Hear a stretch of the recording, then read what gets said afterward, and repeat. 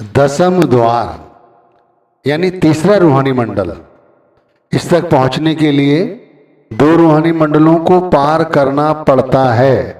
पहला सहस्दल कवल और दूसरा त्रिकुटी।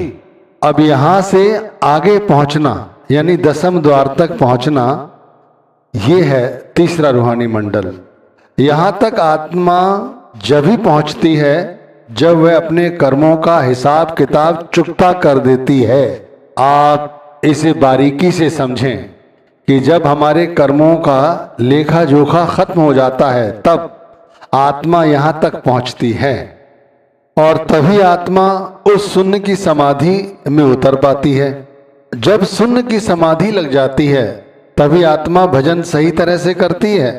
जैसे जैसे आत्मा भजन के साथ जुड़ती जाती है वैसे वैसे उसे शब्द धुन सुनाई देती है और वह शब्द का साक्षात्कार करने लगती है।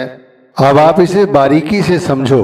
हम नाम जपते हैं, नाम जपते हुए हम में से कुछ लोग भजन भी करते हैं, लेकिन हमें आत्म साक्षात्कार नहीं होता तो हम भजन करना छोड़ देते हैं, नाम का सुमिरन करते हैं। लेकिन जो लोग इससे आगे बढ़ना चाहते हैं यानी दसम द्वार तक, तो उन लोगों को सहस्दल कवल और त्रिकुटी से आगे जाना होगा। अब यहाँ से आगे जाने के लिए हमें आत्मा को मजबूत करना होगा। मन द्वारा वहां तक नहीं पहुंचा जा सकता, केवल आत्मा द्वारा ही वहां तक पहुंचा जा सकता है। आत्मा लेकिन वहां तक जब ही पहुंचेगी जब वो शून्य की समाधि में उतरे।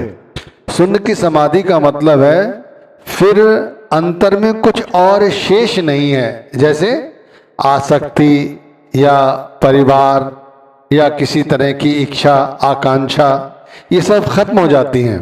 ऐसी अवस्था बनाने के लिए हमें बहुत कड़ी मेहनत की आवश्यकता है। कोई सोचता है कि 10-5 मिनट नाम जप लिया और ध्यान यहाँ वहाँ भटकता रहा फिर काम बन जाएगा, तो ये संभव नहीं है। इसके लिए हमें बहुत मेहनत करने की जरूरत है। बहुत से मतलब ये भी नहीं है कि हम आप सारे काम धंधे छोड़ के केवल यही करने लग जाएं। सब कुछ करना है। इसी को तो पूर्ण संत सतगुरु का संदेश कहते हैं